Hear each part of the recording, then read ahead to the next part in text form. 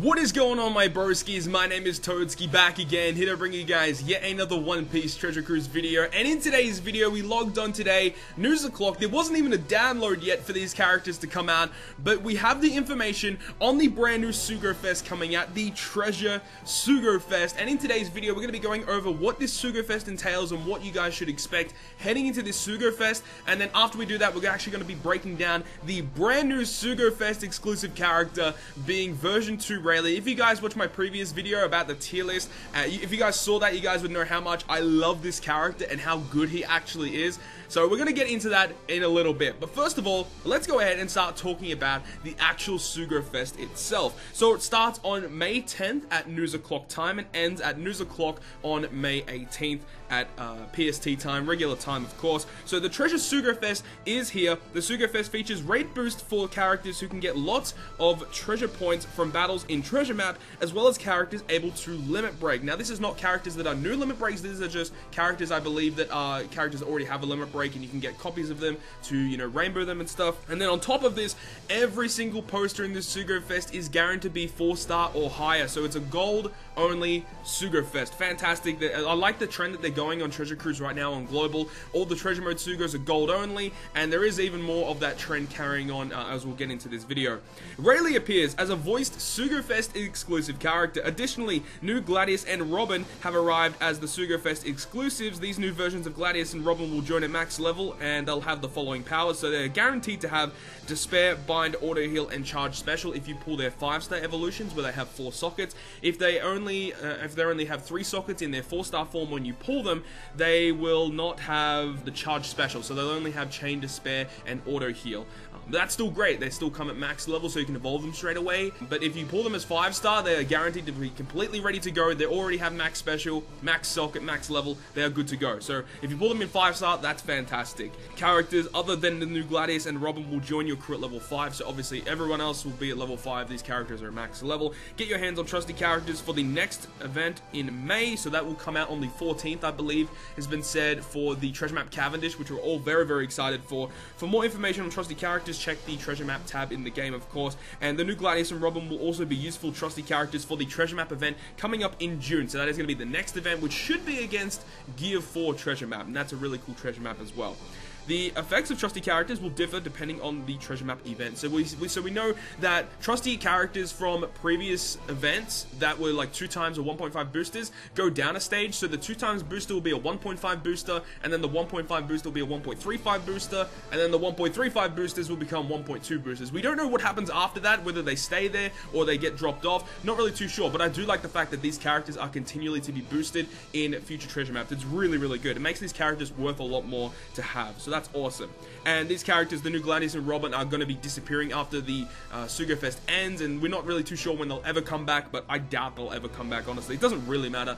These characters are actually not too bad, though. These characters are pretty decent. On the side of the video, you guys will probably have information about these 2 characters, but they're actually like not bad units outside of Treasure Map as well. The boost effect for treasure points earned only applies to the post-evolution characters. Once again, have to reiterate that. A lot of people sometimes get confused. You have to have the fully evolved version of a character for them to be considered, for you to get more boosted points. So that's something to take into consideration as well. So let's go ahead and start talking about the actual Sugo-Fest information. So the Sugo-Fest is split into 2 parts like usual. There's a part 1, which runs for the first 3 days, and then there is the part 2, which will actually begin a day prior, or a day, or like on the same day as Treasure Map starting, so you can go ahead and pull on part 2 if you want to get certain other characters that are boosted. So we're talking about part 1 right now. So for the second multi-pull on part number 1, from the 10th to the 13th, the second multi is guaranteed to give you the brand new Gladius. Now the Gladius is a 1.5 times point booster character, trusty character for the Treasure Map. Moving on, the 3rd and 6th multi-pull is guaranteed to be a legend character, and there are rate boosts for these characters as well, and we'll go through them in a little bit. And then moving on to the 9th multi-pull, if you do 9 multi-pulls on part number 1, the last poster is guaranteed to be a legend character, but there are higher rates to get certain characters on that 9th multi. These are not, you're not not guaranteed to get one of these characters, you just have a higher chance of pulling these said characters. Rayleigh, the brand new Dex Rayleigh, you have Judge as well, which is a pretty new character, so if you are still looking for Judge, this is a great opportunity to do so. Shirahoshi, Fujitora, I believe this is Fujitora version 1, so don't get that mistaken. This is the original driven version of Fujitora, so don't get mistaken there. Kizaru, Akainu, and Hody Jones. So all of those characters are rate boosted for the 9th multiple on part number 1. Moving on to part number 2, the new Robin, both the 4-star and the 5-star versions are going to be significantly rate boosted, and as we know from the past treasure maps, the part 2 rate boost for those characters are actually pretty significant. If you don't pull them on part 1, you're very likely to get them on part 2 from a couple of multis, so that's pretty cool. Then moving on, the 3rd and 6th multi-pull is going to be just like normal, a regular, regular legend. And remember, there are rate boosts for these characters as well. Then the 9th multi-pull, the very same as part 1, there are going to be rate boosts for certain characters on part 2 on that 9th multi-pull. This time you have the Dex Rayleigh once again, so you can pull for Rayleigh on part 1 or part 2. You've got the brand new Fujitora, which is, this one is the slasher version of Fujitora. So that's awesome that they're putting him in here, because this Fujitora is going to be a 1.35 point booster character, so he's going to be very nice to have if you do pull him. Then there is the Quick Lucci, Magellan, Cavendish, Trafalgar Law Worst Generation. I'm not too sure which Trafalgar Law that is. I'm pretty sure that's the Psy one. Yeah, because I'm pretty sure the quick one is called Tracking Heart Corazon or something like that. So yeah, I'm pretty sure this is the Psy Law, and then Usopp. So you can decide which one you want to pull on, or you can decide not to pull. If I was a person who was free to play, I would save your gems and wait for the Robin Sugo-Fest. I believe that is probably the next best Sugo-Fest to come out, or just wait for a 2x legend rate Sugo-Fest. I wouldn't really be pulling on this unless if you are more of a pay-to-play player. Moving on though, we have the actual rate boosts for characters for part 1. So for part 1, all of these characters are going to be rate boosted. You have Fujitora, that is the driven version, Kizaru, Akainu, Hody Jones, Shirahoshi, Judge, and Rayleigh. So all these characters are going to be rate boosted, but they're even more rate boosted on the 9th multi-pool as well. And then as for the rare recruits, you've got the new Gladius and Robin as well. Gladius is guaranteed on the 2nd. Robin rate is going to be pretty bad on part 1. On top of this, you can get the new Kyros and Bellamy. These are the 2 characters from the Fujitora batch. So if you don't have those characters, this is a good opportunity to try and get them. On top of this, Niji and Reiju are also boosted from the Vinsmokes. That's quite good as well. Jesus Burgess from the Lucy batch. You got Diamante from the Lucy batch, and then you've got other characters. You got Pedro Fukaboshi, Doc Q, Smoker, Zoro, which is the Stronglord Zoro, Stronglord Brook, Bluno Jabra, Beppo, the old strength Beppo, Mad Monk Eroge, and Basil Hawkins. So you got some really old rare recruits, and I have a feeling those old rare recruits are going to have some pretty big rate boosts. So unfortunately, pulling on these banners, you're going to be getting a lot of old characters, but it is the best opportunity to get some of these other characters as well. Moving on though to part 2 rate boost, all of the other characters that we mentioned before for the part 2 legends are going to be boosted. You have the Psy, yeah, it is the Psy version of Trafalgar Law, Cavendish, Usopp, Magellan, Quick Lucci, the brand new slasher Fujitora, and obviously Dex Rayleigh, who I would love to get my hands on. And then as for the rare recruits, we have Gladius and Robin. Robin is going to be the significantly rate boosted character, higher chances to pull her in part 2. You have Viola here. Now one thing I want to say is, it seems like they forgot to put Rebecca on this list. I don't know if we're going to get like a gem for that or something, but you had Kyros and Bellamy boosted on part 1, and part 2, we should have had Rebecca here from the Fujitora batch being boosted, but she's not even on this list. So I feel like they left her out accidentally, but I would imagine she'd be rate boosted unless if they just don't want to rate boost her for some reason. But Viola is here, no Rebecca. Then you've got the other side of the Germa being Yonji and Ichiji. You've got Cavendish as well, the Dex Cavendish. You got Daruma and Hyozo. You have the Free Spirit booster, Free Spirit Slasher booster, Brook. He's a very good unit. Suleiman, the old school Dex Kyros. You got Manchiri, Ricky, Diamante, Nami, the Psy Weathery, Nami 3-day 2-year. You have the 3-day 2-year Zoro, Kaku, Squad, Jozu, and the old school Psy Shanks. And that's pretty much it. That is the whole rundown of the Sugo-Fest. As I mentioned, guys, if you guys are more of a free-to-play player, I would not recommend pulling on this Sugo-Fest. However, if you guys are wanting to get some of these very key legend or rare recruit characters, and you do have quite a few gems, you might want to do a multi-pull or two and try your luck and see if you can get them. But now let's go ahead and start breaking down this brand new Sugo-Fest exclusive character, version 2 Rayleigh.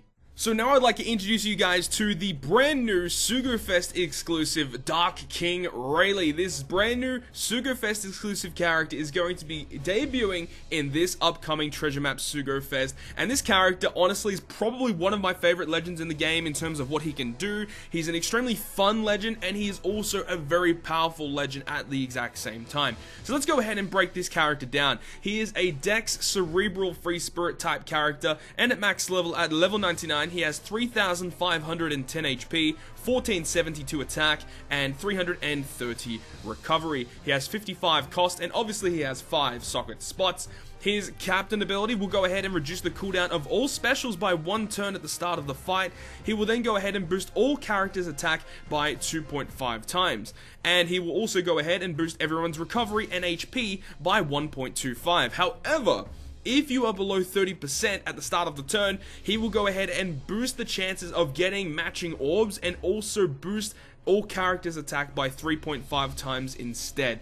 So straight away you look at his captain ability, he definitely flourishes under 30%, and we all know that because he's a cerebral unit as well, that cerebral units do like to play at very low health thresholds. So this guy is an amazing cerebral base unit. Even though he is a rainbow captain, most of the time you want to be running him as a pure cerebral captain. This is where this guy will absolutely shine, running him in cerebral based teams.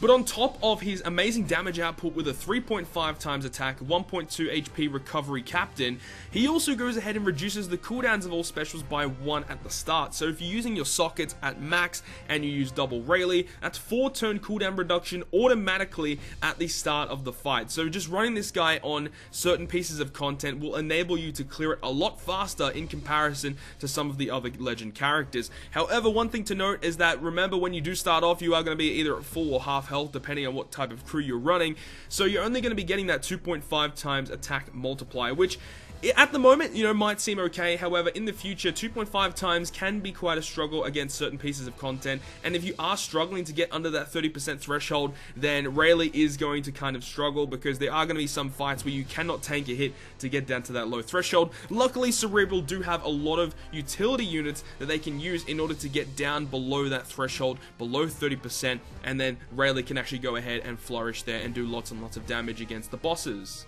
So now that we've talked about his captain ability, let's start talking about this man's overpowered special ability. So it starts off at a 20 turn initial cooldown. He needs 6 skill ups, maxing out at 14, and what it does, it will go ahead and deal 200,000 fixed damage to one enemy that ignores barriers and also damage negating ability. So that's great, automatically getting 200k fixed only to a single enemy, but still it goes through barriers and defensive effects, which is quite strong. On top of this, he will lock your crew's chain multiplier at 3 times for a single turn. This is the first 3 times chain multiplier locker. The other characters, you know, in the game at the moment on global that even come close to this is like your treasure map Mihawk and also the rare recruit Dex Kanjuro. Both of those characters lock the chain at 2.75, and we all know how powerful that chain lock is, and Rayleigh just one-ups them, making it a 3 times chain multiplier lock for a single turn. So that is so fantastic. And on top of this, he also will give you a 1.75 orb boost for a single turn. So all of those effects will be guaranteed to happen when you activate his special ability. However, when you are under that 30% health threshold, when you activate the special, you get 2 additional abilities. The first one is that he will reduce damage taken by 95% for a single turn, and he changes recovery, tandem, empty, and block orbs into matching orbs. So he does 5 separate different things with one single special ability. This is one of the most powerful specials in the game. I believe it's a special that gives you the most boosts in the game. He does the damage through barriers, he does a chain lock, the best chain locker in the game, a 1.75 orb boost, 95% damage reduction, and really powerful orb manipulation that does get rid of block orbs into matching. Man, this is honestly one of the coolest special abilities in the game. On a 14 turn cooldown, giving you this many abilities is goddamn busted. And remember, when you do run double Rayleigh and you have max cooldown sockets, this special only is a 10 turn cooldown. So this is an exceptional captain ability with an exceptional special ability, and he'll be able to clear a majority, if not all, the content in the game with relative ease. On top of all this, he gets 2 sailor abilities when you actually limit break him. His first crewmate ability will go ahead and boost the stats of all characters, HP, attack, and recovery by 50 points, and his secondary crewmate ability will make strength and quick orbs beneficial for himself. Now, that secondary ability is a little lackluster. It would be nice if he gave certain orbs as beneficial to all characters. That would be awesome, but you still can't deny like how good he really is. So his crewmate abilities being a little lacking doesn't really matter too much considering how powerful of a unit he actually is. And also his limit break potential abilities, his first one is quick damage reduction, his second one is critical hit, and his last one is reduce the anti-healing duration. So overall, his limit break abilities aren't the best. Critical hit is quite nice. The reduce anti-healing isn't all really that useful, and quick damage reduction is just mediocre at best. So overall, his captain ability and special ability are insane. He gets even better stats also when you limit break him as well. So I love this unit personally, and hopefully if you guys do choose to pull on this Sugo-Fest, I wish you guys the best of luck. Hopefully you can get your hands on this brand new version 2 Dex Rayleigh. So that is going to conclude this video, guys. I really hope you guys have enjoyed this video, and if you guys have enjoyed it, make sure to go ahead and smack the like button down below. And if you want to stay up to date with all of the content I post on my channel, including more One Piece Treasure Cruise content, make sure to hit the subscribe button down below. But other than that, guys, I'll see you guys within the next video.